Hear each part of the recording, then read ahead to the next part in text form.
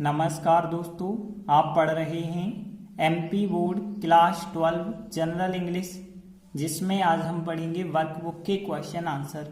तो देखिए, लेसन 2 तक हमने 6 क्वेश्चन आंसर कंप्लीट कर लिए हैं। आगे हम पढ़ेंगे लेसन 3 के क्वेश्चन आंसर। तो देखिए, अगला जो 7वां क्वेश्चन है आईएमपी है, क्योंकि 2020 में पूछा गया क्वेश्चन है। तो देखिए, 7वां क्वेश्चन है, who can plan and carry out the things in a better way. Better way का मतलब एक बेहतर तरीके से, और द थिंग्स मतलब चीजों की बात हो रही है, और प्लान मतलब योजना बनाना होता है, और कैरी आउट मतलब एक प्रकार से बाहर ले जाना, या फिर हम कह सकते हैं उपयोग करना। तो प्लान एंड कैरी आउट मतलब योजना बनाकर उपयोग करना। तो कौन सकते हैं योजना बनाकर उपयोग कर सकते हैं द थिंग्स मतलब चीजों का, और फिर इन अ बेटर वे मतलब एक बेहतर तरीके से। तो पूरा क्वेश्चन हम कह सकते हैं कि कौन व्यक्ति एक बेहतर तरीके से चीजों का योजना बना के उपयोग कर सकते हैं। तो देखिए, इस पाठ में बताया गया जो विद्वान लोग होते हैं वो हर चीज का सही ढंग से प्रयोग कर सकते हैं। जैसे हमें पता है पुअर, अकेला यदि शब्द आता है तो पुअर का मतलब गरीब, लेकिन दा पुअर लिखते हैं तो गरीब लोग। वैसे ही यहाँ पे लर्न होता है सीखना, और लर्नेड मतलब कोई सीखा गया, और यहाँ पे दा लर्नेड मतलब होते हैं सीखे गए व्यक्ति या विद्वान व्यक्ति भी हम कह सकते हैं। तो द लर्नेड का मतलब होता है विद्वान। तो विद्वान व्यक्ति ही ऐसे हैं जो हर चीज को एक बेहतर तरीके से योजना बनाकर उपयोग कर सकते हैं। तो देखिए, आंसर में केवल एक शब्द याद रखना है, विद्वान मतलब द लर्नेड। तो हु के स्थान पे द लर्नेड लिखेंगे, फिर इसके बाद can plan and carry out the things in a better way, पूरा आंसर बन जाएगा। बस हु के स्थान पे द लर्नेड आपको लिखना होगा। तो देखिए, इस प्रकार से आंसर बनाया गया द लर्नेड, और इसके बाद पूरा question can plan and carry out the things in a better way. इसके बाद देखिए, अगला क्वेश्चन 2015 में आया हुआ क्वेश्चन है, इसलिए यह भी आईएमपी क्वेश्चन है। तो देखिए, अगला 8वां क्वेश्चन क्या है, व्हाट इज आइडलनेस। आइडलनेस होती है आलस्यता, या आलस्य कह सकते हैं। अकॉर्डिंग टू मतलब के अनुसार, द ऑथर, ऑथर मतलब होता है लेखक, तो लेखक के अनुसार आलस्यता क्या है। तो देखिए, इस पाठ में बताया गया है यदि आप पढ़ाई में बहुत ज्यादा समय बिताते हैं तो वही आलस्यता कहलाती है। तो देखिए, आंसर क्या बताया गया, लेखक के अनुसार पढ़ाई में ज्यादा समय बिताना ही आलस्य है। अब ध्यान देना, इस लाइन को हम कैसे ट्रांसलेट करते हैं। तो लेखक के अनुसार, इतना वर्ड तो आपके पास क्वेश्चन में है, अकॉर्डिंग टू द ऑथर मतलब लेखक के अनुसार। अब इसके बाद ध्यान देना, पढ़ाई में ज्यादा समय। देखिए, ज्यादा समय के लिए कौन सा वर्ड होता है, टू मच टाइम कह सकते हैं। टू मच मतलब होता है बहुत ज्यादा या ज्यादा, और टाइम मतलब होता है समय। तो टू मच टाइम का मतलब होगा बहुत ज्यादा समय, और इन मतलब में, और यस्टडीज मतलब पढ़ाई, ठीक है ना, यस्टडीज मतलब पढ़ाई। और बिताना, बिताना वैसे स्पेंड होता है, लेकिन यहाँ पे हम लिखेंगे स्पेंडिंग, ठीक है ना, क्योंकि नाउन फॉर्म की तरह इस्तेमाल कर रहे हैं, तो स्पेंडिंग हो जाएगा। स्पेंडिंग मतलब बिताना हो गया।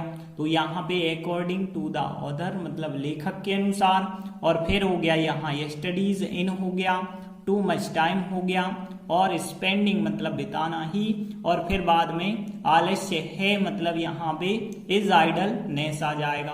तो देखिए, यहाँ पे कैसे बनाएंगे, सबसे पहले तो हम लिखेंगे अकॉर्डिंग टू द ऑथर मतलब लेखक के अनुसार spending too much time in studies, ठीक है ना, अकॉर्डिंग टू द ऑथर लेखक के अनुसार spending too much time in studies, और फिर आलस्य है मतलब इज सहायक क्रिया लगा के आइडलनेस। तो यहाँ पे इज सहायक क्रिया लगाएंगे बाद में, और फिर लिख देंगे आइडलनेस। तो देखिए, आंसर क्या बना, according to the author spending too much time in studies, और फिर इज आइडलनेस। तो देखिए पूरा आंसर क्या बना, अकॉर्डिंग टू द ऑथर मतलब लेखक के अनुसार। फिर spending too much time in studies मतलब पढ़ाई में ज्यादा समय बिताना, इज आइडलनेस मतलब आलस्यता है। इसके बाद देखिए अगला 9वां क्वेश्चन भी आईएमपी है, 2016-2019 में पूछा गया प्रश्न है। तो देखिए अगला क्वेश्चन है 9वां, what are distilled books like मतलब के समान, बुक्स मतलब किताबें, डिस्टिल्ड मतलब होता है अशुद्ध, और आर मतलब है, और व्हाट मतलब यहाँ पे किस चीज की बात हो रही है, तो अशुद्ध पुस्तकें किस चीज के समान हैं। अब यहाँ पे अशुद्ध पुस्तकों की बात की गई। वैसे अशुद्ध पुस्तकें होती नहीं है, लेकिन अशुद्ध पुस्तकों का मतलब है जो पुस्तकें अच्छी नहीं होती हैं। टहनी का मतलब है जैसे पानी होता है अच्छा नहीं होता है, मतलब अशुद्ध पानी होता है, और कुछ चीजें ऐसी होती हैं जो बहुत चमकदार तो होती हैं लेकिन कोई काम की नहीं होती हैं, वैसा ही यहाँ अशुद्ध पुस्तकें बताया गया है। तो देखिए यहाँ आंसर बताया गया, अशुद्ध पुस्तकें सामान्य शुद्ध पानी एवं चमकदार चीजों के समान होती हैं। तो देखिए यहाँ पे सामान्य के लिए हम कॉमन कहते हैं या सिंपल कहते हैं, तो यहाँ कॉमन लिखा गया है। और देखिए अशुद्ध पुस्तकों के लिए क्या लिखेंगे हम, डिस्टिल्ड बुक लिखेंगे, डिस्टिल्ड बुक्स। और यहाँ पे अशुद्ध पानी के लिए डिस्टिल्ड वाटर लिखेंगे, एंड होगा, और थिंग्स मतलब चीजें होती हैं। अब देखिए चमकदार के लिए कौन सा शब्द होता है, तो देखिए एक शब्द आप लोगों ने सुना होगा फ्लैश। फ्लैश का मतलब होता है चमक, लेकिन फ्लैशी वाई और अंत में जोड़ दें, फ्लैशी मतलब चमकदार।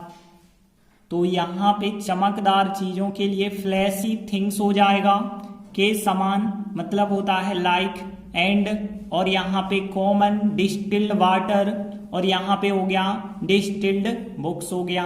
तो देखिए आंसर कैसे बनेगा, सबसे पहले आप लिखेंगे अशुद्ध पुस्तकें मतलब डिस्टिल्ड बुक्स लिखेंगे, आर सहायक क्रिया थी तो आर सहायक क्रिया लगाएंगे, फिर लाइक मतलब के समान लिख देंगे, और फिर इसके बाद देखिए इतना पूरा वर्ड आप लिख देंगे, तो यहाँ पे होगा common distilled water and flashy things. तो देखिए यहाँ पूरा आंसर क्या बना, distilled books are like common distilled water and flashy things.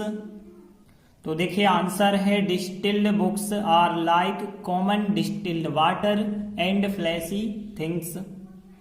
इसके बाद देखिए अगला क्वेश्चन 10वां है, 2018 में पूछा गया क्वेश्चन है। तो देखिए 10वां क्वेश्चन है, how does the author compare, compare मतलब तुलना करना, लेखक किस प्रकार से तुलना करता है किसकी, द क्राफ्टी, क्राफ्टी मतलब चालबाज व्यक्ति या चालाक व्यक्ति कह सकते हैं, सिंपल, सिंपल मतलब सरल आदमी कह सकते हैं, एंड वाइज मैन मतलब बुद्धिमान व्यक्ति। तो देखिए लेखक किस प्रकार से इनकी तुलना करता है, चालबाज या चालाक व्यक्ति और सरल व्यक्ति और बुद्धिमान व्यक्ति, इन तीनों की तुलना किस प्रकार से करता है। तो देखिए इस पाठ में बताया गया है कि जो यहाँ क्राफ्टी मैन होते हैं मतलब चालबाज या चालाक व्यक्ति होते हैं, उनका मन पढ़ाई में बिल्कुल नहीं लगता, वो पढ़ाई की हमेशा निंदा करते हैं। जो कि यहाँ सरल आदमी सिंपल मैन होते हैं, वो पढ़ाई की प्रशंसा करते हैं लेकिन पढ़ाई का उपयोग नहीं करते हैं। लेकिन जो बुद्धिमान व्यक्ति होते हैं वो पढ़ाई का उपयोग करते हैं अपनी लाइफ में। तो देखिए आंसर बताया गया, लेखक यह कहते हुए तुलना करता है कि चालाक आदमी पढ़ाई की निंदा करते हैं, सरल आदमी उस पढ़ाई की प्रशंसा करते हैं, और बुद्धिमान जो लोग होते हैं या आदमी कह सकते थे उनका उपयोग करते हैं, मतलब पढ़ाई का उपयोग करते हैं अपनी लाइफ में। तो देखिए हम इन 3 लाइनों का कैसे ट्रांसलेट करते हैं। तो यहाँ पे देखिए कहते हुए के लिए क्या शब्द होता है, देखिए से क्रिया होती है कहना, लेकिन बाय में यदि आप क्रिया का आईएनजी जोड़ दें तो यहाँ पे बाय सेइंग का मतलब होता है कहते हुए या फिर कहकर, एक ही बात है। तो यहाँ पे बाय प्लस आईएनजी जोड़ देते हैं तो इसका मतलब होता है वो क्रिया करते हुए या वो क्रिया करके। तो यहाँ बाय सेइंग का मतलब होगा कहते हुए। और फिर यहाँ पे चालाक आदमी की बात करें मतलब हम कह सकते हैं क्राफ्टी मैन कह सकते हैं, क्राफ्टी मैन। और यहाँ पढ़ाई को ये स्टडीज कहते हैं, पता है आपको। फिर इसके बाद निंदा करना, ठीक है ना। निंदा करना होता है कंडम, ठीक है ना। कंडम का मतलब होता है निंदा करना। और फिर यहाँ पे देखेंगे तो पहले एक लाइन को देख लें। लेखक यह कहते हुए तुलना करता है कि, देखिए यह और की एक साथ आते हैं तो यह को तो नहीं लिखते हैं। तो देखिए सबसे पहले होगा द ऑथर मतलब लेखक, द ऑथर मतलब लेखक, तुलना करता है प्रेजेंट सिंपल है तो फर्स्ट फॉर्म आएगा और एस भी आएगा। तो यहाँ पे द ऑथर कंपेयर्स तुलना करता है, बाय सेइंग मतलब कहते हुए, तो द ऑथर लेखक कंपेयर्स एस लगा के कंपेयर्स तुलना करता है, बाय सेइंग यह कहते हुए, दैट की, और फिर क्राफ्टी मैन, ठीक है ना।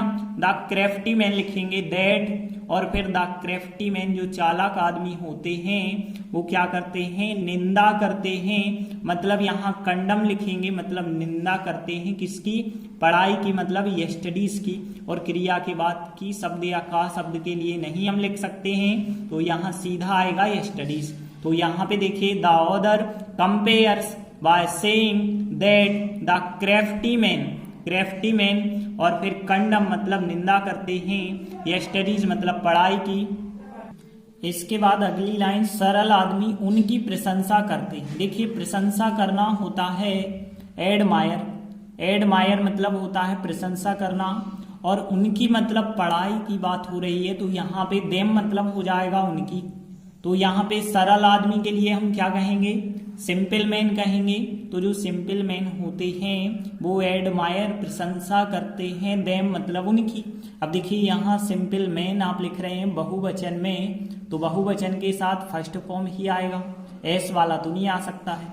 तो यहाँ पे सिंपल मैन एडमायर देम मतलब उनकी प्रशंसा करते हैं। इसके बाद देखिए एंड वाइज मैन, बुद्धिमान लोग, जे लिखा है वाइज मैन बुद्धिमान लोग, उनका उपयोग करते हैं, देम मतलब उनका, और यूज मतलब उपयोग करते हैं। तो एंड वाइज मैन और बुद्धिमान व्यक्ति जो होते हैं वो यूज करते हैं, देम मतलब उनका, मतलब उस पढ़ाई का उपयोग करते हैं। तो देखिए यहाँ पे the author compare by saying that the crafty man condemn studies, simple man admire them and wise man use them. तो देखिए यहाँ पे the author compares by saying that crafty man condemn studies, मतलब लेखक यह कहते हुए तुलना करता है कि चालाक आदमी पढ़ाई की निंदा करते हैं, और जो सिंपल मैन होते हैं वो एडमायर देम उनकी प्रशंसा करते हैं, जो वाइज मैन होते हैं उनका यूज देम उनका उपयोग करते हैं। तो इस प्रकार से 4 महत्वपूर्ण प्रश्न हमने देखे। एक और इस चैप्टर का महत्वपूर्ण प्रश्न बचता है जो दीर्घोत्तरीय में है, जो कि हम अगले वीडियो में समझाएंगे। तब तक के लिए धन्यवाद।